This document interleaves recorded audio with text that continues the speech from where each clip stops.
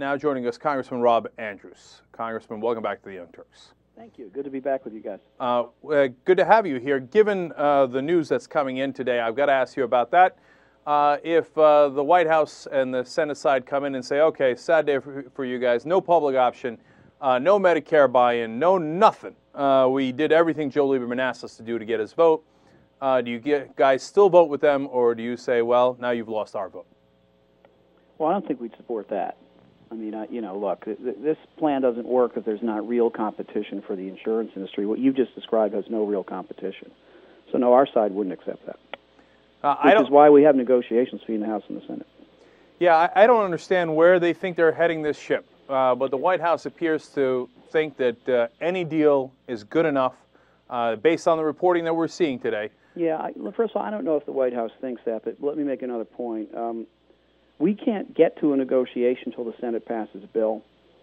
And, they've got to get 60 to get that done. And let's see what happens once the negotiations begin between us and them. But we got to get them started. Congressman Andrews, I'll be perfectly frank with you. Every single negotiation has resulted in disaster, and bills getting worse and worse and worse. I don't think the stimulus was a disaster. I don't think it was as No, I'm sorry. I meant in health care reform. Oh, no, okay. To be fair, okay. Yes. Well, remember now that we haven't had a House-Senate negotiation on health care reform. We've gotten to where I think the House bill is pretty good, frankly. It's got a strong public option.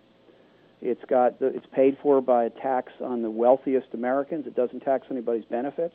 It has very strong regulation against the insurance industry, effective immediately the day the president signs the bill. It covers 36 million people. I think it's pretty good. All right, let's see if you can hold it. You're right. To get that done, we had to have some compromise. But give us a shot in this negotiation. Let's see how we do. Okay. Look, let's be clear to the audience. One, you're right about the House version.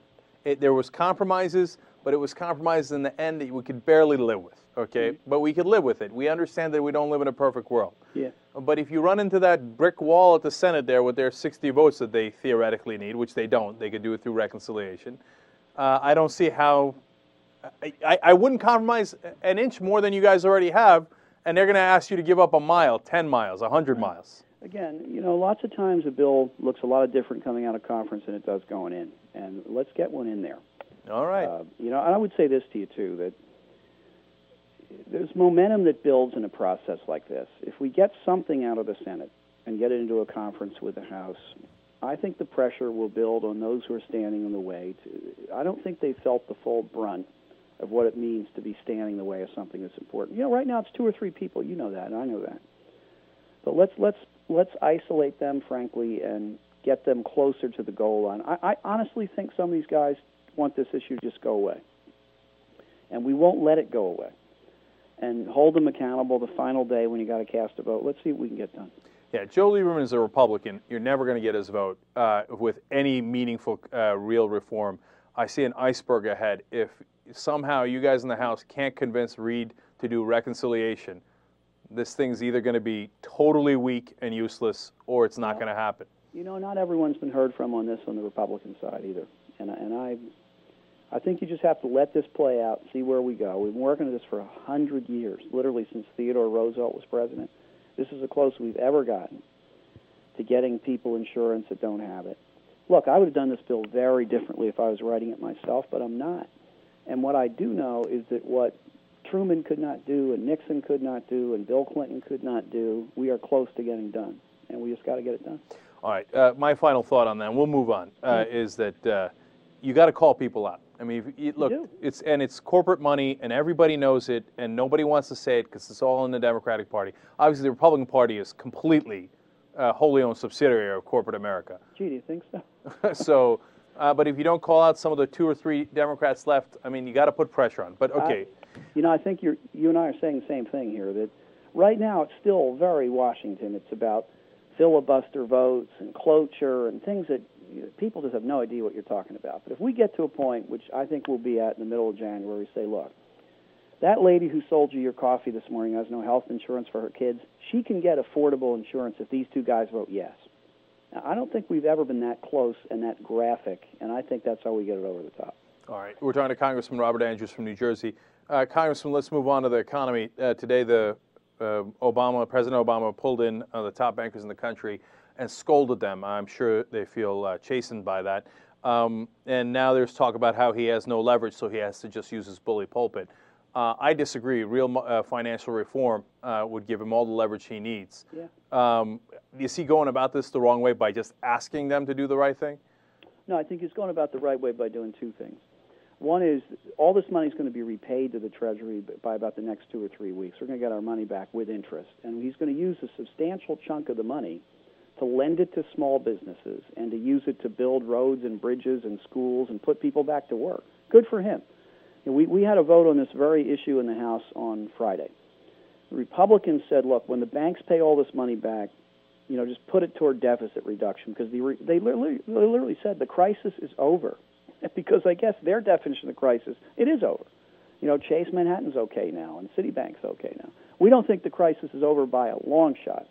So the president supports this idea of putting this money into small business lending, job creation. It's a good one. Good for him. And then second, he will sign the bill we passed on Friday, which says radical things like shareholders can actually vote on the paychecks of these guys that were sitting there in the White House today. You realize that the typical large banking corporation, if you buy shares in that company, you can't vote on the compensation of the people running the show. You can't do that. That's insanity. Yeah, so our bill says, oh, yes, you can. And it also says that if there's another ship headed toward the iceberg, to use your point about the senator from Connecticut, if there's a ship headed toward the iceberg again, and it's necessary to prop up these institutions so innocent people don't lose their money, the money's going to come out of a fund the banks put the money in, not the public. So I think the president's right on both of those things. Congressman, let me ask you about couple of things you mentioned there. Yep. One, on the money coming out of the banks, is that the final version that passed in the House? Do the banks put the money in before the collapse or after the collapse? Before. It's like an FDIC insurance fund. Okay, so that's positive. That's the right way to do it. Okay, now, on derivatives, because a lot of people are concerned that that's the heart of the problem, and as am I. What wound up happening here? I know that the administration pushed for... In plain English, for the first time, there'll be accounting of these derivative trades. They'll have to report them. And second, there'll be very strong prohibitions against people using other people's money to do derivative trades. In other words, if you're the wealthiest guy in the world, which I'm assuming you're not, and you want to do derivative trades, go ahead. It's your money. But you can't do it with someone's pension fund. You can't do it with FDIC bank deposits. You can't do it. I think that's a pretty good deal. Now, I will tell you that the language Barney Frank had in the bill, which is excellent, was narrowed a little bit. There was an amendment that passed that I voted against that exempts some of these derivative traders. I don't like it. But by and large, if this had been in effect in 2005, we would not have had the catastrophe that we had. Let's talk about those exemptions. There was a possible exemption of the foreign currency swaps that were going to be exempted. Did they wind up getting exempted? I think they did. And then, let me say this. I voted against all of these exemptions because I think the reason we got into this mess is we had this Swiss cheese regulatory system. But 3 or 4 of them did pass. I believe that was one that did. Now, I come back to the same issue because it seems to be the one holding us up. Now, to be honest with you, from my reading of the reports on that, you wind up covering about 10% of the derivatives, and that's just not good enough. And so I'm not sure I would have even voted yes on that. Okay. Well, you know what? I don't know. First of all, whether that's the case or not, but I do know that this is so much better than the status quo. It creates a consumer protection agency for the first time in mortgage lending and other lending. It basically creates a regulator that says if some of these huge institutions are putting the whole system at risk, they can be shut down, they can be resolved, they can be dissolved. The money to prop them up has to come from a bank fund, not from the public. The best thing in this bill, which has not been talked about a lot, is the skin in the game rule. The reason we had this whole mortgage fiasco is that people on Wall Street bundled these mortgage loans and took all their money off the closing table, walked away, and it didn't matter to them whether people paid the loans back or not because they made their money by just doing the deal.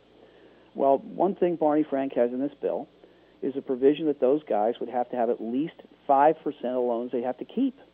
You understand? So they'd have to keep some of them. If you have to keep them, you have a vested interest in making sure that they get paid back. in which case it wouldn't have the result that we did in 2007. See, Congressman, this is not a perfect piece of legislation, but it's good. And had it been in place a couple of years ago, we'd be a lot better off. Congressman Andrews, I mean, that's the provision in the bill that I go to all the time, because I think 5% is way too low, because that could be cost of doing business. I mean, you could make them keep 25% of the loan, then we're having a conversation. Yeah, I would agree with that, but it's better than zero. No, but I hear you on that. I really do. Yeah. And I think I'm a moderate. I think I'm a pragmatic person. And if we get half of it done, this is the kind of thing you can improve upon, okay? Yeah. Unlike in healthcare, where you either have the public option or you don't, here it's not a zero-sum game. You could do these and then hopefully come back and make it better and better. But what I was going to say is that this all then comes back again to the Senate and to the White House, and it doesn't look like the White House is on your side. It looks like they're on the side of the exemptions, the loopholes, and making this thing weaker. How do you get beyond that? Well, I do know that the White House lobbied against the worst loopholes. They were very actively involved. There was an amendment that would have stripped this whole consumer protection agency from the bill altogether. It was close. We only won by about 25 votes. And we won because the White House was actively involved in lobbying against the amendment. So, look, they're willing to do what they need to do to sign this bill. Let me say one other thing about Harry Reid. The guy's taking a real beating right now. Listen, if we had to get 60% of the House to agree to everything we want to do, we wouldn't look so good either. I mean, it is difficult because you've got a country where, you got a lot of people in these swing districts that are nervous about voting for this and nervous about voting for that. And Harry can't give away, 19% of his membership or something and still win. And so, I mean, I think he's doing a good job in trying to hold this thing together. Let's see what he can come up with, and we can get a good agreement out of conference. Well, there's a lot you and I agree on, because I think, Harry Reid, and I've been very, very tough on him in the past, but in this case, he's doing the best he can. He's trying to hold it together. He put in the public option with an opt-out. I understand that was the best he could do at the time. My problem wasn't with Harry Reid, and he's got Lieberman and Lincoln and those guys, and he can't move them. I get his problems. I mean, I think he should go for reconciliation, and we could have a disagreement on that. I with actually him. agree with you on that. I would have done reconciliation. Right. I think the real problem is the White House. I mean, every time you go to do something strong, Rahm Emanuel and Tim Geithner pop up and tell you don't do it. Well, we got to worry about these corporate interests. I mean, that's from an outsider's perspective, Congressman Andrews. That's what it looks like. From my perspective, that's not the way it is, and this is a White House that's trying to get some huge things done against a lot of opposition. It is hanging in there. And look, I think that Barack Obama is going to turn this economy around. I think that he's going to pass a global warming bill that no one else could do, a health care bill that no one else could do. It is not going to be what you and I would have started out with. But, just think about this for 1 minute here. And I'm not saying we should always measure things against the worst case analysis, but American politics was about trivia for about, frankly, back to the day that the Monica Lewinsky affair was disclosed about Bill Clinton, which is 1998. We went through 10 years of politics that was about trivial, marginal issues and the war, which is but neither trivial nor marginal. But that was essentially it. And all these other things, $300 billion a year of oil imports, choking our skies with pollution, a healthcare system that was metastasizing every day, a deficit that was getting worse, inequality widening between those that have the most and those that have the least. We just all pretended they didn't exist, or at least those in the majority did. This president has come in and taken on every single one of those issues, and I think he's going to get good results on each one. Those points are indisputable. 10 years, we did absolutely nothing. And here, at least, you're right. You got to give the president credit for trying. He's put these on the agenda, but that's what we voted for. On the specifics on whether they're trying hard enough, he's done more. He's done more than put them on. Just say one more thing that, he could have thrown up his hands on global warming and said, "Oh well, the House passed something. The Senate's being the Senate. These crotchety old guys that won't pass anything." It's not what he did. He sent his EPA administrator out there to say, "You know what, fellas? If you don't pass a bill on carbon, I'll just put one in the law because I can." And she's going to. I know Lisa Jackson very well. She's tough and she's smart. So that's what you do if you really believe in something. See, Congressman Andrews, we could have a bet about that because I think they're bluffing. I like the bluff. Don't get me wrong. The bet. We could move to Nevada. We could have the bet. All right. I see you in Vegas. We'll put a bet on that because I don't think they're going to get that bill through. That and the Eagles 49ers game next week. Okay.